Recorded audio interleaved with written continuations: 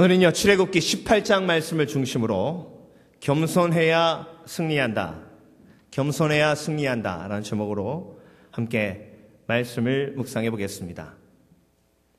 노스리지 대지진이 있었죠. 일본의 대지진을 보며 우리 노스리지 지진을 생각하게 됩니다. 노스리지 지진의 진도가 한 7 정도 되었고요. 이번에 일본이 경험한 지진은 9 정도 된답니다. 1이 올라갈 때마다 30배의 파워가 증가한다니까 일본에서 일어난 지진은 노스리지 지진의 60배에 해당하는 그런 엄청난 재해입니다. 노스리지 지진이 있은 다음에 교회들마다 사람들이 몰려오기 시작했습니다. 이 LA 지역에 있었던 일입니다. 지진을 경험해 보니 인간이 얼마만큼 연약한지 깨닫게 되고 알게 되는 것이죠. 그러고 나니 교회에 와서 하나님 앞에 예배해야겠다 생각이 든 겁니다. 그것이 겸손입니다. 하나님 앞에 내가 정말 아무것도 아니구나, 연약하구나 느끼고 받아들이는 것이 겸손입니다. 그런데 그때 다 왔던 사람들이 한두 달 지나니까 또 다 빠져나가더랍니다. 그러니까 2달 만에 3달 만에 지진을 통해 온 겸손이 다 날아가 버린 겁니다. 그래서 어떤 목사님께서는 그렇게 기도하셨답니다. 하나님, 토요일 날 크게도 말고 살짝씩만 흔들어 주십시오. 그러면 교회에 사람들이 찾아오지 않겠습니까? 저도 사실 똑같은 심정입니다.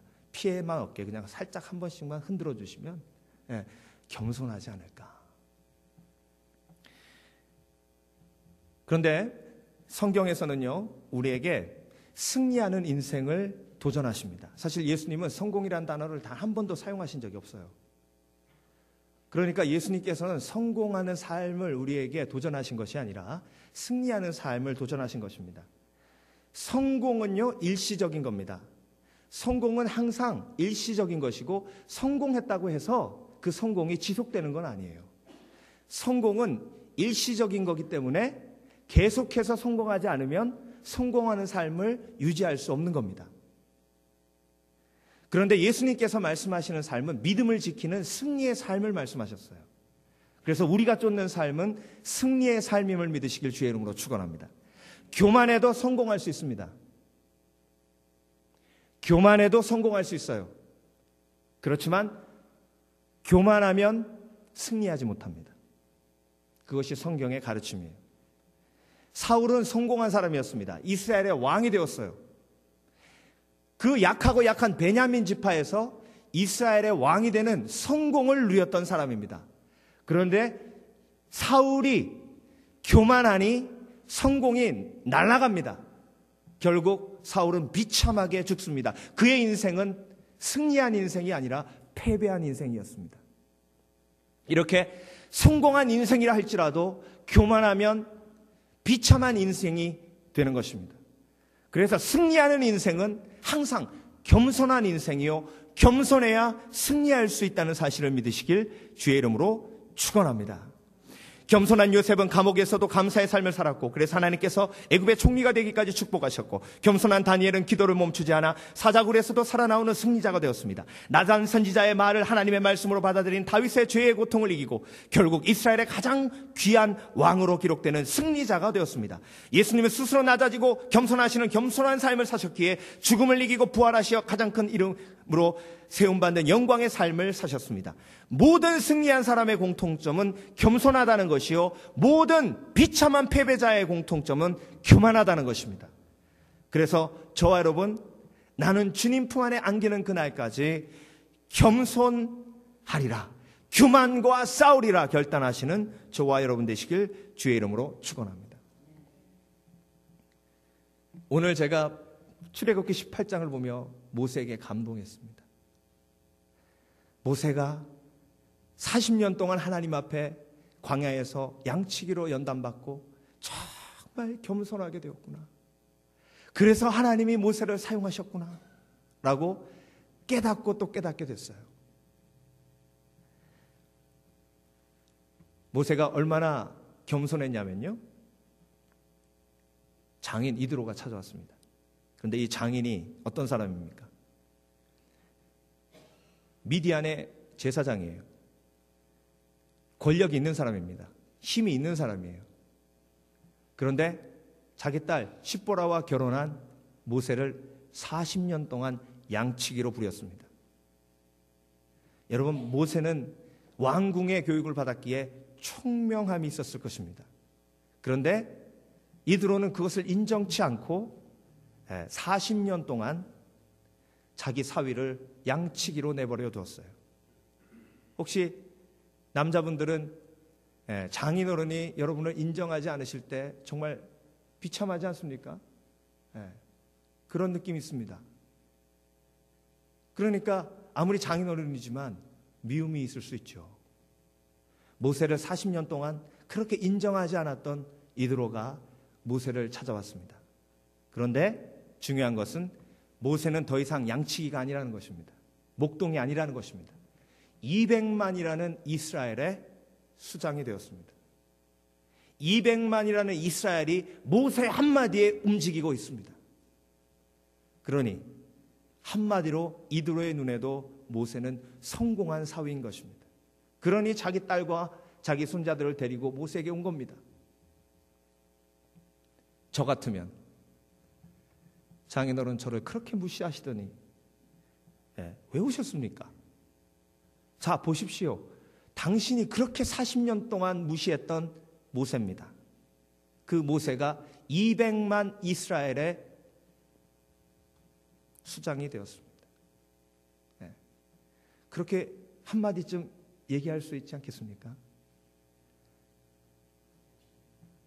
그런데 모세는요, 40년 동안 하나님 앞에 광야에서 어떻게 연단을 받았는지 이드로에게 단 한마디도 자신을 무시했던 그 장인에게 복수하는 말 하지 않았습니다. 사람의 마음의 교만은 멸망의 선봉이요 겸손은 존귀의 앞잡이니라. 모세는 아마도 이 말씀을 마음속에 새겼을지도 모르겠습니다. 사람이 교만하면 낮아지게 되겠고 마음이 겸손하면 영예를 얻으리라. 그래서 이드로가 모세에게 찾아왔을 때 모세는 그를 기쁨으로 받아들이고 그에게 간증합니다. 장인어른, 내가 한 것이 아니고 하나님이 하셨습니다. 겸손해야 승리한다. 첫 번째, 하나님이 하셨다는 겸손이 모세에게 있었고 그 겸손이 저와 여러분에게 있어야 우리는 승리의 삶을 살 수 있는 것입니다. 모세의 고백을 보겠습니다. 모세가 여호와께서 이스라엘을 위하여 바로와 애굽 사람에게 행하신 모든 일과 길에서 그들에 당한 모든 고난과 여호와께서 그들을 구원하신 일을 다 장인에게 고하매. 저 같으면 장인어른 들어보세요. 제가요 지팡이를 쫙 내밀었더니 홍해가 쫙 갈라지는 거예요. 네? 상상이 되십니까? 못 믿으시겠어요? 못 믿으시겠어요? 사람들 불러서 물어보세요. 네. 제가 딱 지팡이를 내밀 때 홍해가 갈라졌다고요. 그리고 우리가 다 건넌 다음에 다시 제가 뒤를 딱 돌아보고 눈 한 번 딱 흘기니까 물이 확 덮쳐가지고 이집트 군대가 다 몰살당했어요. 네. 제가 물이 없어가지고요 막 목 타고 했는데 반석을 딱 치니까 거기서 물이 나왔어요. 누가 쳤다고요? 내가. 나 무시하지 마세요. 내가 40년 동안 목동으로 지냈다고 무시하지 마세요. 그렇게 내가 주어가 돼서 간증하고 이야기한 것이 아니라 모세는 여호와께서 이스라엘을 위하여 바로와 애굽 사람에게 행하신 모든 일과 그래서 그들에 당한 모든 고난과 여호와께서 그들을 구원하신 일을 다 그 장인에게 고했다. 성경은 기록하고 있습니다. 이것이 겸손임을 믿으시길 주의 이름으로 축원합니다.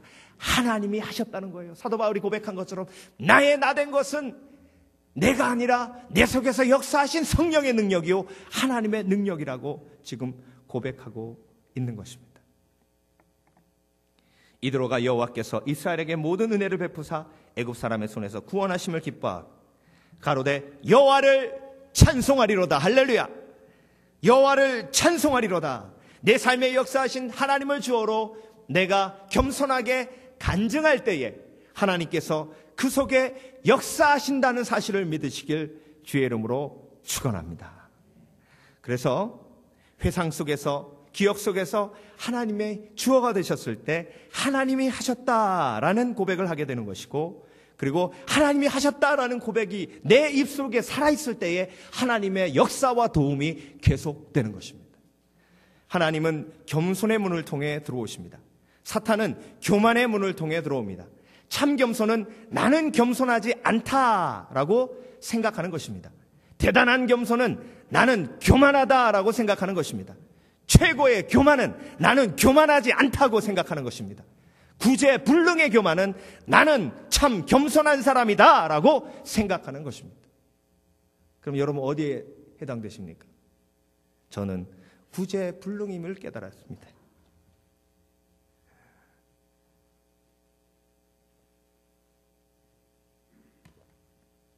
얼마 전에 창립 예배 드리러 이웃교회 갔다가 같이 식사를 하는데 다음 주에 있을 족구대회 얘기가 나왔습니다. 근데 거기 연약한 교회도 있거든요. 물론 잘하는 교회도 있지만. 근데 우리 교회에 대해서 물어봐서 제가 우리 교회는 족구꾼들이 있습니다. 그게 뭐예요? 잘한다는 거죠. 끝나고 차 안에서 집사람이 교만하다고 얼마나 뭐라고 하는지. 잘한다고 하는 팀 이기는 꼴 못 봤다는 겁니다. 겸손하게 못한다. 그렇게 해야 이긴다는 거예요. 그래서 왜 나는 이렇게 교만할까? 구제불능의 교만은 나는 겸손하다고 생각하는 것입니다. 모세는 겸손해서 하나님이 하셨다, 하나님이 하셨다, 하나님이 하셨다라고 계속해서 고백하고 있는 것입니다. 이드로도 그것에 감동되어 비록 이방의 제사장이지만 하나님께 영광을 돌리고 있는 것입니다. 하나님께 영광 돌리다가 하나님 품으로 돌아오는 것입니다. 내가 겸손할 때에 열방이 주님 품 안으로 돌아오는 줄 믿으시길 주의 이름으로 축원합니다. 두 번째, 겸손해야 승리한다. 겸손해야 승리의 삶을 살 수 있다. 혼자 할 수 없다는 겸손이 모세에게 있었습니다. 그런데 여러분, 출애굽기 18장을 묵상하시면서 한 가지 질문이 있어야 하는데요. 하나님은 이도로를 통해서 1000부장, 100부장, 50부장, 10부장을 세우게 하셨습니다. 지금까지 하신 하나님의 방법과는 달라요. 왜냐하면 하나님이 직접 모세에게 직접 말씀하셨지 다른 사람을 통해서 말씀하신 적이 단 한 번도 없습니다. 출애굽기 안에서. 그런데 중요한 건 이번만큼은 장인인 이드로를 통해서 모세에게 지금 말씀하고 계시는 것입니다. 그 이유가 무엇일까요? 그 이유가 무엇일까요? 그 이유를 출애굽기 18장에서 찾았는데 바로 모세가 자기도 모르는 교만 속에 빠져 있었다는 것입니다. 혼자 일을 다 감당하고 있었어요. 그들이 이 일이 있으면 내게로 오나니 내가 그 양편을 판단하여 하나님의 율례와 법도를 알게 하나이다. 누가 판단한다고요? 내가.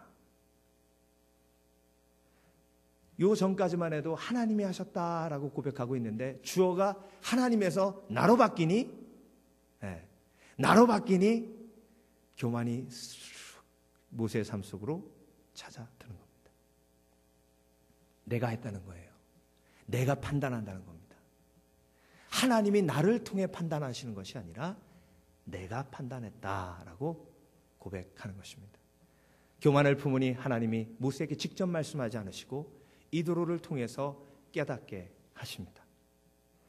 교만을 마음에 품으면 하나님의 음성이 그칩니다. 교만이 마음속에 있는 사람에게 성령의 음성이 들리지 않습니다.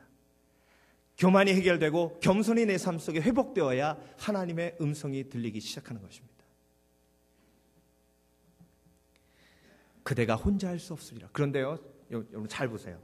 이게 인생의 아이러니인데요. 인생의 아이러니. 모세가 처음 하나님 앞에 부르심 받았을 때 모세가 한 말이 뭐예요? 나는 혼자 할 수 없다. 하나님, 나는 혼자 못해요. 이거 못합니다. 저는 입술이 둔해가지고요. 하나님이 그래서 모세를 얼마나 적극적으로 설득하셨는지 모릅니다. 그것이 하나님의 설득이죠. 그 설득을 통해 하나님의 사랑을 모세는 깨달았을 것입니다. 그래서 하나님이 누굴 붙여주셨어요? 아론을 붙여주셨습니다. 그래서 모세는 항상 애굽 왕궁에 갈 때도 이스라엘 백성들에게 말을 전할 때도 아론과 함께 했습니다. 그 얘기는 뭐예요? 나는 혼자 할 수 없다. 그런데 하나님께서 모세를 통해 홍해를 가르고 하나님께서 모세를 통해 일하기 시작하시니까 점점 모세는 어떤 생각이 드는 겁니까? 혼자 할 수 있다. 그래서 아침 일찍부터 저녁 늦게까지 찾아오는 모든 백성들을 혼자 다 만나서 그들에게 하나님의 말씀을 전하고 그리고 판사의 역할을 한 겁니다. 얼마나 힘들었겠어요. 그렇죠? 네. 그래서 하나님께서는 혼자 할 수 없다는 것을 이드로를 통해서 깨닫게 하신 것입니다. 예수님께서 3년 동안의 공생애 중에 이 땅에 남기신 것이 있다면 하나님의 말씀과 제자들입니다. 예수님께서는 하나님의 아들이심에도 불구하고 혼자 하지 않으셨습니다. 그래서 하나님은 우리가 함께 일하기 원하시고 그리고 함께 동역하기 원하심을 믿으시길 주의 이름으로 축원합니다. 그래서 함께 기도하기 원하십니다. 두세 사람이 내 이름으로 모인 곳에 내가 너희와 항상 함께한다 하셨습니다. 물론 내 속에 성령께서 계십니다. 내 속에 성령께서 계셔서 나는 하나가 아닌 둘입니다. 그렇지만 하나님이 두세 사람이 모인 곳에 내가 너희와 항상 함께하겠다 하신 것은 혼자 기도하는 것이 아니라 합심해서 기도하라고 우리에게 도전 주신 것임을 믿으시길 주의 이름으로 축원합니다. 그래서 기도 제목을 나누고 함께 모여 기도할 때에 놀라운 성령의 역사 그곳에 임하며 겸손의 영이 그곳을 지배하게 되는 것입니다. 혼자 할 수 없고 하나님의 도우심이 필요한 것이에요. 여러분, 혼자 할 수 없다는 것을 인정하는 모세는 출애굽기 1장부터 6장까지의 모세입니다. 그 이후부터는 사실 아론의 도움을 구체적으로 받지도 않았어요. 저와 여러분, 하나님의 도우심이 필요하다는 걸 인정하시길 주의 이름으로 축원합니다. 한 마을에 동물을 좀 많이 키우는 집이 있었어요. 그 집에 닭이 있고 개가 있고 말이 있었어요. 그리고 숨어 사는 쥐가 있었습니다. 그런데 주인이 이렇게 보니까 쥐가 아주 몹쓸 거거든요. 쌀 파먹고. 그래서 쥐덫을 하나 딱 마련해 왔어요. 그러니까 쥐가 이렇게 딱 보니까 큰일 났거든. 쥐덫을 갖다 놨어요. 그래서 말과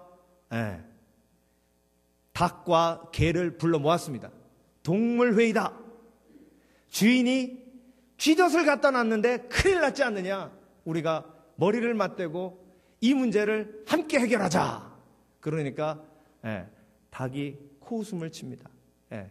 개도 멍멍하며 웃습니다. 말도 흐흐흐 하면서 웃습니다.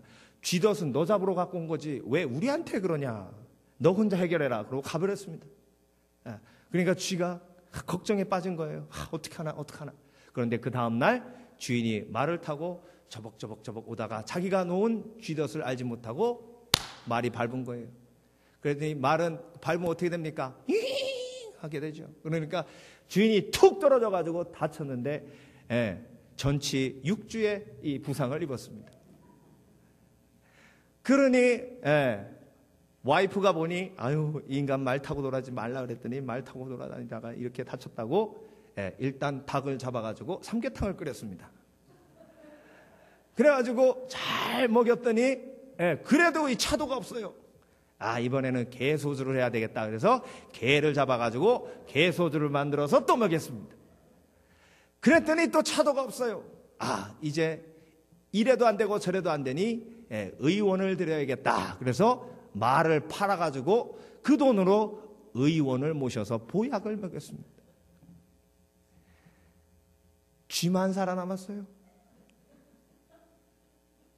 여러분, 이 우화가 우리에게 가르쳐 주는 게 뭡니까? 인생은 모른다는 거예요. 인생은 예측 불허라는 겁니다. 그 예측 불허의 삶 속에서 아무리 우리가 목에 힘줘봤자 하나님 앞에 정말 연약한 존재일 뿐입니다. 그래서 여러분, 혼자 할 수 없고 결국 성령의 도우심이 없이는 나는 아무것도 할 수 없다라고 고백하시는 겸손이 있으시길 주의 이름으로 축원합니다. 겸손이란 간단해요. 겸손을 너무 복잡하게 생각하지 마시고 겸손은 간단합니다. 겸손은요, 하나님이 오르시고 내가 하나님과 틀리면 내가 틀린 거예요. 하나님은 항상 옳다는 걸 받아들이는 게 겸손입니다. 하나님의 말씀은 항상 옳다는 것을 받아들이는 게 겸손이에요. 성경 공부하면서 성경을 읽으시면서 가끔 그런 생각 드시죠. 아유, 이건 좀 심했다. 아유, 어떻게 사람이 이렇게 살아. 아유, 이건 좀 심했다. 어떻게 70번씩 7번이라도 용서해. 아유, 한두 번 용서하면 모르겠다. 이건 아니다. 이거는 집어넣자. 이게 교만이에요. 이게. 아니야. 이게. 하나님이 옳아요. 내가 옳아요. 하나님이 옳은데 내가 지금 뭐 한 거예요? 하나님이 틀렸다라고 얘기한 거예요. 아이고, 뭐 11조만 하면 뭐 축복받나? 그 얘기가 뭐예요? 하나님 틀렸다 이거예요. 하나님이 틀렸다 이거, 내가 맞다 이거예요. 아이고, 나도 인생 50 살았어. 난 11조 안 해도 축복만 잘 받대. 그 말이 하나님이 틀렸다란 말이에요. 그게 얼마나 큰 교만입니까? 그래서 교만은 간단해요. 하나님이 틀렸다라고 하는 겁니다. 겸손은 간단해요. 하나님이 옳다는 것을 받아들이는 겁니다.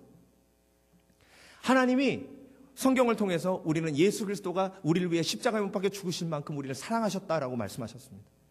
그만큼 귀중한 존재예요. 그러면 그 귀중한 존재라는 걸 받아들이는 게 겸손입니다. 아이고, 나는요 쓰레기만도 못해요. 이게 겸손인지 아는데 이건 겸손이 아니에요. 이게 교만이에요. 하나님은 귀중하고 또 귀중해서 예수 그리스도를 십자가에 못 박혀 죽이실 만큼 우리를 사랑하셨다고 말씀하고 계시는데, 아이고, 뭐 나는 뭐 맨날 뭐 거짓말만 하고 죄만 짓는데 뭐 나는 쓰레기 같은 인생이 벌레가 뭔데 못해요. 물론 회개할 때 그렇게 고백은 할 수 있겠죠. 그렇지만 그 고백을 통해 하나님이 틀렸다라고 얘기하면 틀린 거예요. 교만입니다. 하나님이 옳다라는 걸 받아들일 때에 참된 겸손이 우리 가운데 임하는 줄 믿으시길 주의 이름으로 축원합니다. 유교 문화에서는 아유, 나는 못해요, 나는 없어요. 이게 겸손이라고 가르치는 건 절대 겸손이 아니에요. 할 수 있거든이 무슨 말이냐? 믿는 자에게 능치 못함이 없다 하셨어요. 내가 믿으니 나에게 능치 못함이 없다라고 고백하는 것이 겸손이에요. 하나님이 옳다라고 고백하는 거기 때문에. 그런 말씀의 자유가 임하시길 주의 이름으로 축원합니다. 세 번째, 겸손해야 승리한다. 틀렸다는 소리를 듣는 겸손입니다. 이드로가 모세에게 뭐라 그랬습니까? 틀렸다라고 얘기했습니다. 너 틀렸다라고 얘기했어요. 그들이 일이 있으면 내게로 오나니 내가 그 양편과 판단하여 하나님의 율례와 법도를 알게 하나이다. 모세의 장인이 그에게 이르되 그대 하는 것이 선하지 못하도다. 이게 무슨 말이에요? 모세, 너 틀렸다 이겁니다.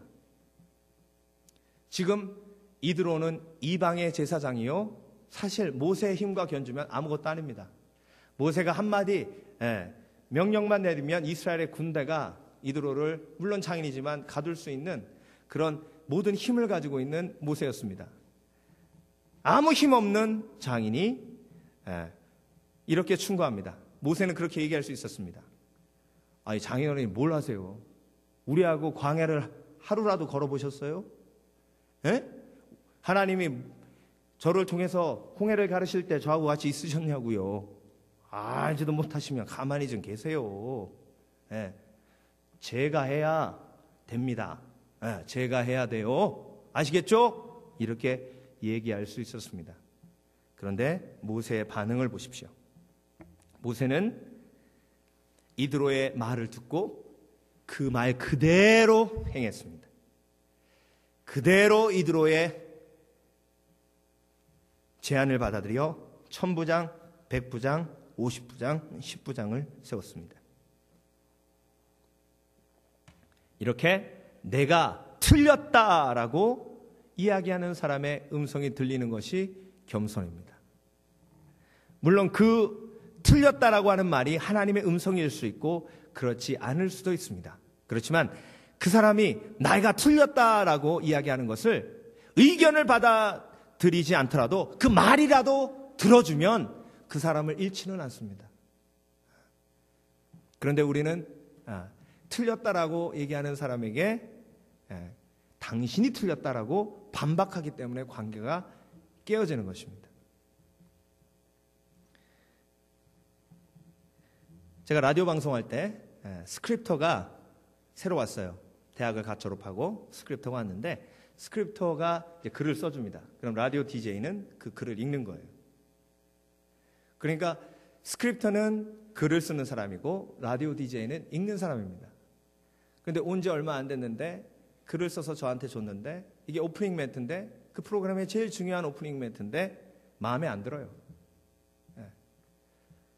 그래서 제가 이거는 이렇게 하면 안 되겠다.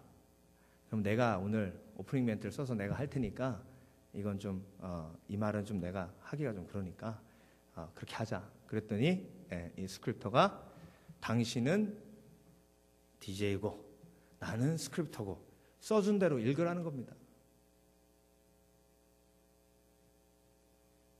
뭐가 겸손이에요? 제가 그랬죠. 내가 방송 경력이 7년인데 너 지금 엊그저께 들어와가지고 지금 나한테 이렇게 하라고 하는 거냐? 그랬더니 얼굴이 붉어져요. 그래서 그날 제가 써가지고 그냥 했어요.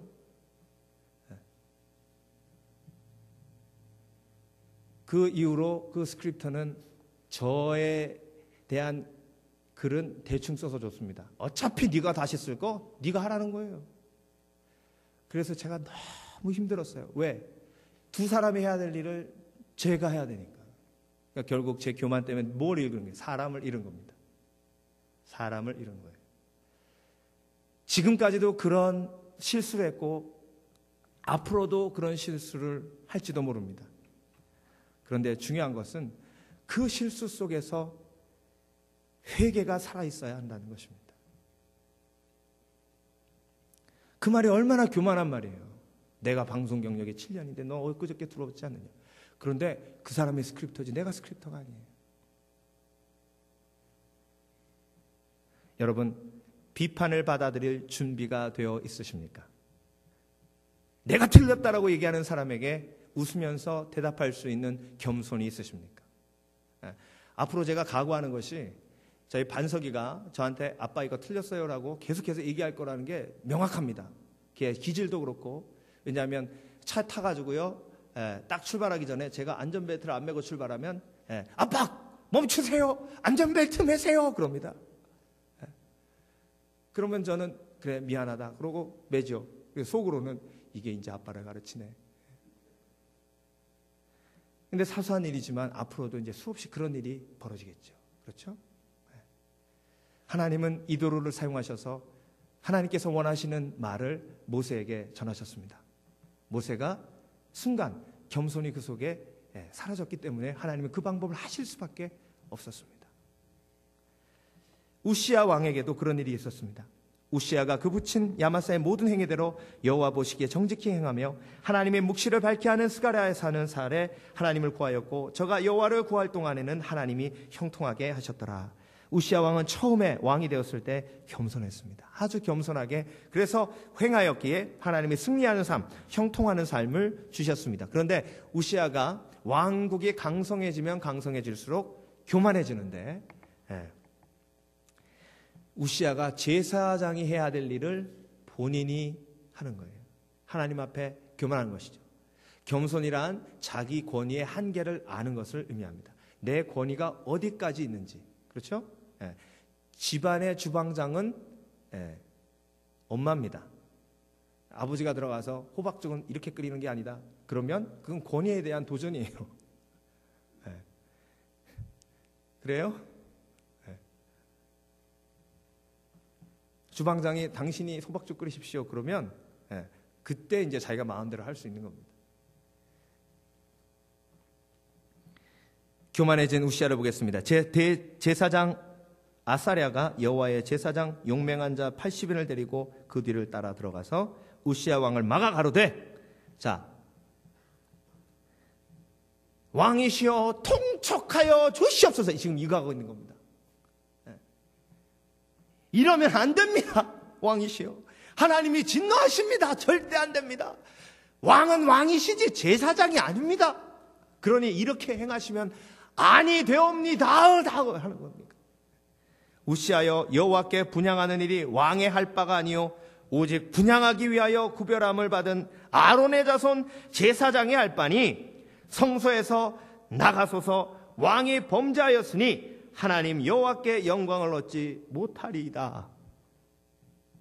정말 충신이죠. 그렇죠? 나라를 살릴 충신입니다. 바른 말한 겁니다. 옳은 말한 겁니다. 그런데 왕에게는 당신이 틀렸다라는 말이었습니다. 그때 우시아가 웃기고 있네. 웃기지 마. 너 혼자 그러면 제사장 해먹냐? 나도 왕이다. 할 수 있다. 그래가지고 단에서 분향하다가 하나님의 진노가 임해서 문둥병자가 되었습니다. 오늘 말씀을 마무리합니다.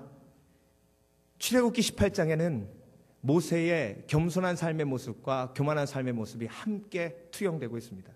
그것이 우리의 삶이에요. 하나님은 우리가 겸손할 때 직접 말씀하기도 하시지만 교만해서 듣지 못하면 다른 사람을 통해서 우리에게 그 교만을 깨닫게 하십니다. 교만함이 무너지고 겸손이 세워져야 승리의 삶을 살 수 있습니다.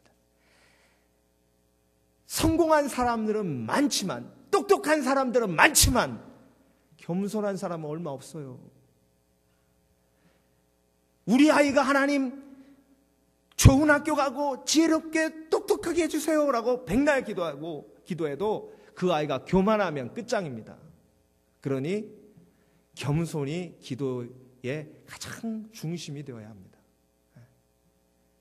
저와 여러분, 아무쪼록 오늘 모세의 삶을 통해 겸손의 삶이 삶의 승리의 키가 된다는 사실을 깨달으셔서 주님 품 안에 안기는 그날까지 교만의 죄와 싸워 온전히 승리하시는 저와 여러분 되시길 주의 이름으로 축원합니다. 기도하겠습니다.